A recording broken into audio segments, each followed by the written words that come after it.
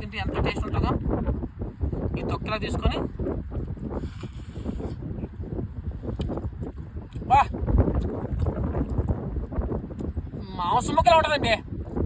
చూసారా ఎంత టేస్టో. మనం ప్రాన్స్ తీసుకునేటప్పుడు కూరలా తీసుకొని చూసారా, ఇవి కూడా మేము యాక్చువల్లీ ఇవి కూడా మేము తింటాం, మరి కొంతమంది తినరు.